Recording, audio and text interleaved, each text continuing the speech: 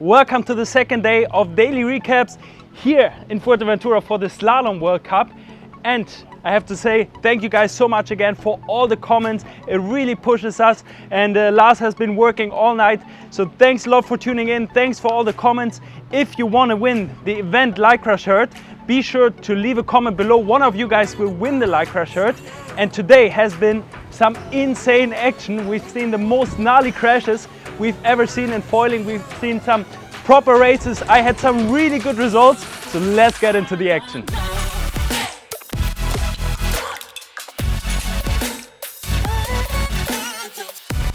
That is probably the worst crash I think I've seen. Wow.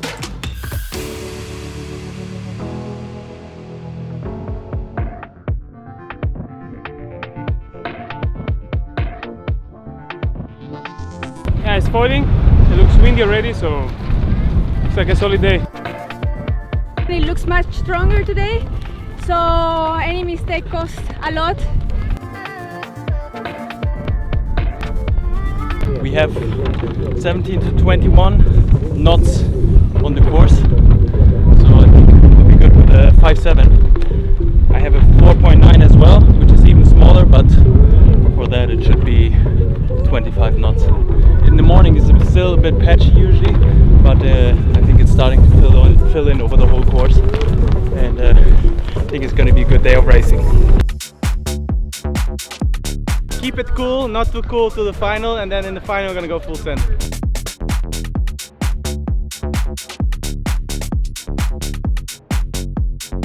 As I said, a lot of gnarly crashes today, including myself. Therefore, we're also wearing some protection, and everything we put on before we get on the water, I will show you now. When we go on the water, there are actually quite a few things to remember. So let's go through the checklist to get ready. So the wetsuit keeps us warm and is the first layer of protection. Even in warm places like the Canaries, so a shorty is a good solution. An impact vest is mandatory for all riders and acts as a second layer of protection. Since we race extremely close together, contact is sometimes unavoidable and even crashes are not rare. Next, we need a harness to hook ourselves to the sail to translate the power from the sail through our body into the board. It's super crucial to be tightly connected with the harness and for the pressure to be evenly distributed, so we feel comfortable through several days of racing with all the pressure. At competitions, we are provided an event Lycra shirt, which carries all the event sponsors and logos. This also allows the race crew to easily recognize competitors on the water. A very important item is the helmet. It obviously protects our head. We obviously want a light helmet which you feel as least as possible on the water. The helmet is also mandatory for all racers. I always wear a GPS watch in order to track my sessions. That way I know the top and average speeds I reached, and it helps me to analyze and debrief my racing days. Another important one is the start watch. It's not mandatory, but everyone has and needs one. We get a 4-minute countdown from the start board, and at 0 the starting line opens. This way we can time our start as good as possible. And lastly, most of the times I wear headphones. We often got this question in the comments, so here's the answer. I have the starting countdown on my headphones, so I don't need to look down on my watch when I'm in the middle of other people on the starting line. And here I am, ready to hit the water.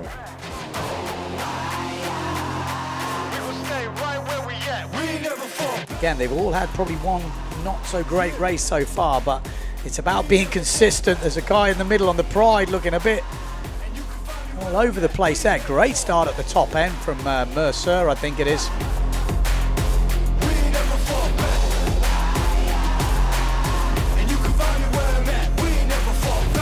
Come up with a game plan. Double XL up in the pen, you can't shake that. All the way against the full tank, man. Moving. We did hear Nico Preem had a crazy crash. And then as soon as you catch that front sort of foot, drags it down, you lose the lift, all that power just goes in. We also wanted to give you a quick reminder of how the elimination system works. So basically you can imagine it like a soccer world championship. You have an elimination system, and in the first round the best 2 soccer teams advance. Well, with us it's the best 4 out of 8 advancing into the next round, and that repeats basically all the way up until the finals. So always the best 4 advancing into the next round, and in the A final the position 1 to 8 are determined, and in the B final the position 9 to 16 are determined. You put a lid on it, I ain't got no chill with it. This right here your problem, you gon' have to deal with it. Lid on the Got Nico Preen in the middle looking good, racing it out with Vonk. This is a very evenly matched first reach. Oh my God, when they're like this, you're just thinking, please, everyone, go in a straight line, because it is so tightly packed. One mistake. No, it's not. It's going to be Nico. No, it's Amado Vrieswijk who holds his line. Hooper goes inside and Preen gets smashed right there. He was looking so good, but he hesitated on the outside of Amado Vrieswijk. Then Hooper, then Van der Meer, then Jules, then Mercer, then Preen. So Preen got a lot of work to do here. It's not going to be close to winning it. Amado Vrieswijk looking good. There's about 29 meters by the looks of it between Amado Vrieswijk, and he's already extended that. So a 9th place for Amado, 10th place for the Wolf, 11th place for Vonk, and then Hooper 12th, Van der Meer 13th, like 14th for Mercer, 15th for Preen. They're all doing such a stupid first jibe. Everyone is going full on. The inside is completely free, but you're caught in the middle and you kind of have to do the same. I committed myself to go for the inside, but you cannot because you're caught in between them. Well, you could probably arrive in 7th all the way from the outside and just take the inside, and that's it. In the semi-finals I unqualified myself. I hit a gust at the start, a strange one, lost control and didn't even mistime it. I was gonna have a good timing, but I just lost control and that race was over at that point. The losers final, obviously really bad first jibe, and that's it. Just not a good race from me. But speed is good, man. Speed is fucking good. It's okay. I did more than 35 knots, which I never did before. So said the gear is working good, but just the race. Just they have so much acceleration after the jump. This needs to work. I don't know how. But I think this is the profiles of the rings. But my problem is with this fuselage and this front wing, I cannot slam it after the jibe. You cannot go because then the rail takes it. But this maybe we need to develop technique because it's new. If this was the mast, Yeah. I saw it in the Nordic. For 1 minute I was not moving because I was thinking you cannot, for sure something is broken on the gate. Wow! Such an awkward crash, no? It doesn't happen usually like this. And I checked my phone when I wanted to go again, the 2 screws were broken. Be better like this time. Let's race a bit better. It was time to get into the second elimination and I really wanted to do better. Little did I know that this was going to be my best gear combo so far. I felt really comfortable, was struggling a little bit on the outside jibe, but overall I just felt so comfortable on that gear combination.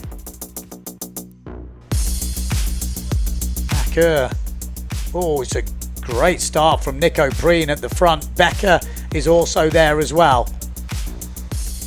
But Nico Preen absolutely pinged the start down that bottom end as well. Who's that? That's Macker. He's been having some great starts down there. There's some swell on this first reach, and Enrico Marotti is powering down. He really has found his form in these last couple of eliminations. But Mattis also looking good on the Gastra. Maciek Rakowski also on the Neil Pride. We've got Nico Preen up that top end, Germany 7. Keep your eye on him, and Becker on the Patrick. It's tight coming into the first one, but it is going to be Enrico Marotti with the inside line, then Mattis, then Preen, then Becker, then Rakowski, Sukas, Macker, Vonk a little bit further back at the moment. Really neck and neck with the front lot. Becker's looked very consistent. He's made every final so far, and he's right in the mix here trying to find that good position coming into this second jibe mark. Maciej Rakowski's got a great line coming from the top down. It is going to be Enrico Marotti rounding first, Nico Preen, then Becker, then Mattis, then Rakowski. I'd say Preen's under pressure here. He's got a horrible position compared to the rest of the guys, but he does manage to get out. If those top guys had got over the top of him, it might have been a bit of a different story, but Preen has managed to punch out underneath. So Enrico Marotti, then Becker, Preen, Mattis, Rakowski. Then you can see how close everything is. Michel just did a little mistake in the third jibe mark. Boom, out. Made all the finals. This one missed it just by a little mistake. But it's going good, except the some outside marks. I'm struggling a little bit. Much faster, but you get moments like now. We got the few waves, and I was like, I know, it's not, I mean, everybody. Imagine what we could do if they gave us protection. Come on, say something Balkan for the camera. Take out the gun and shoot in the air. Forma je prolazna, brzina je vječna. Whatever he says. Now say something Polish. Polish? Yeah. They had the chance to say something nice, but they didn't. Gruß an alle Deutschen. Auf geht's, nächste Runde. Vollgas. A-Finale.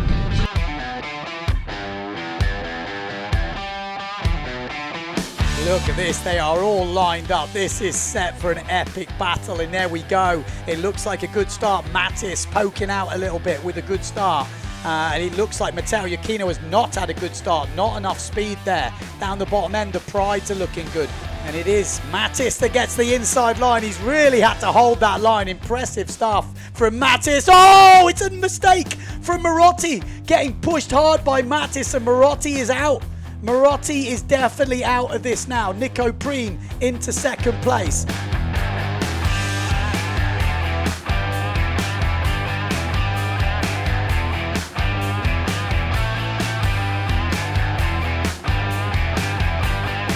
It's going to be Mattis who leads round the last mark.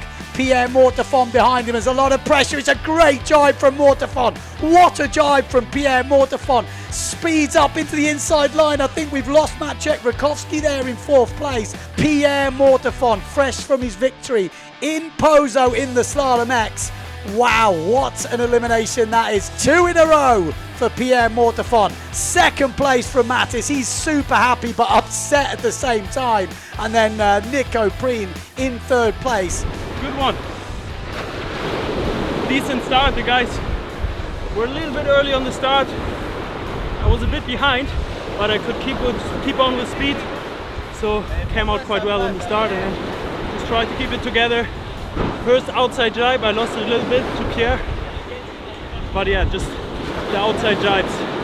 I don't quite have the yank around the buoy, and that's where I lost it to Pierre, but happy to hold on to the third.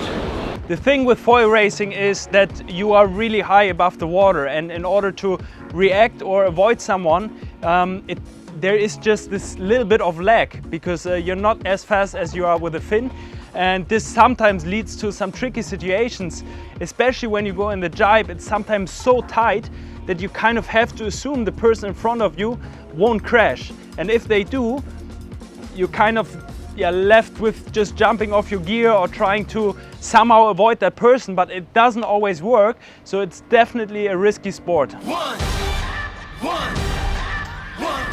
shot, now the future is yours. Go!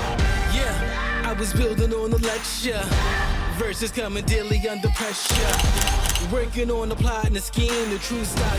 That is probably the worst crash I think I've seen.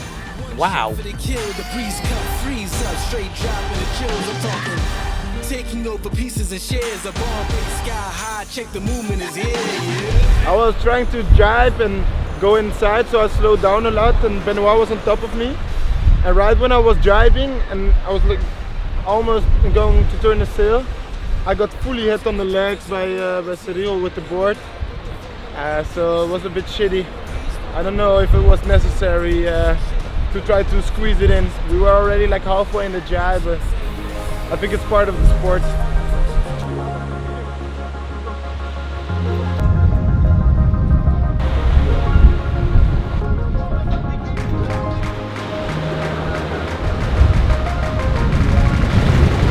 solid. Good start down the bottom end from Maciek Rakowski as well. Good start from Becker. We've got Mercer on this top end. Nico Preen looking solid. Mattis in the middle. So Nico Preen looking good out in the front. And it is going to be Nico Preen that goes round in first. Then Maciek Rakowski. Then Marotti. Then we've got Mattis in fourth place. Marotti, Preen, Rakowski now in the lead. So Maciek Rakowski goes round in first. Good jibe from Marotti. Not the best jibe from Preen. Maciek Rakowski goes round in first. Then we've got Marotti, then Preen, then Mattis, then the Wolf, then Becker.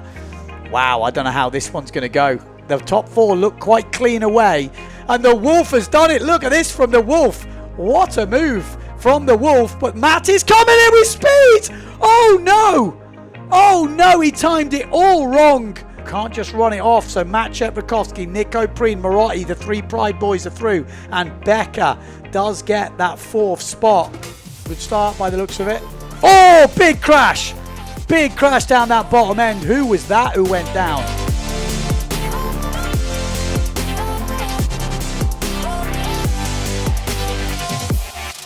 Benedetti round in first. Mortafod in second. Matteo Iachino inside. Amado Vrieswijk and then Nico Preen.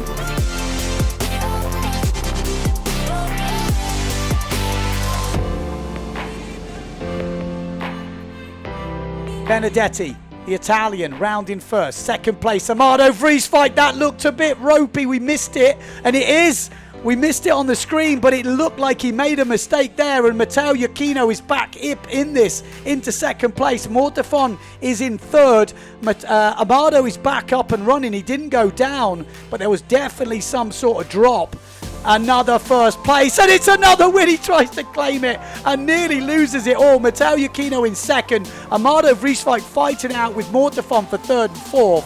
And then it looks like Nico Preen. Not a bad race, I would say. It was really close together. Very close pack, but then there was a huge wind hole. And some guys managed to get away.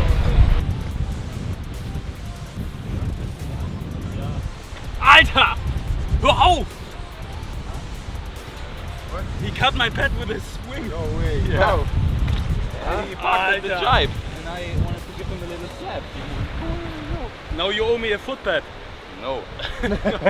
So all in all, quite a good day for me. Started off a bit weak, but then with two finals, and I managed to climb back from 16th place, which is what I started the day with, into 8th, where I'm sitting now. So I think that's a good position for the coming days. And in the overall rankings, it's actually Daniele Benedetti who's still leading. Same points with Pierre Mortafon in second, Matteo Iachino in third. Daniele won another one race today, Pierre won two. So it's super, super tight. Enrico Marotti, my Near Pride teammate, he's in fourth. So rankings are tight, a lot can still happen. And in the ladies, we also had quite of an upset today because Justine Lemaitre won almost all of the races today and managed to climb into first position, overtaking Mario Mortafon, and they're only 0.3 points apart with Blanca Alabo in third. So overall, super, super tight fights. We gotta give a big shout out to the live stream crew here, Alva Media. They're doing an insane job. Be sure to tune into the live stream because it's super, super fun to follow with the live speeds, with the striking distance and all the graphics in between. It's just never been better to follow the PWA Tour. And with that, I would say, first of all, leave a comment, subscribe to the channel, and I see you guys tomorrow with even more wind.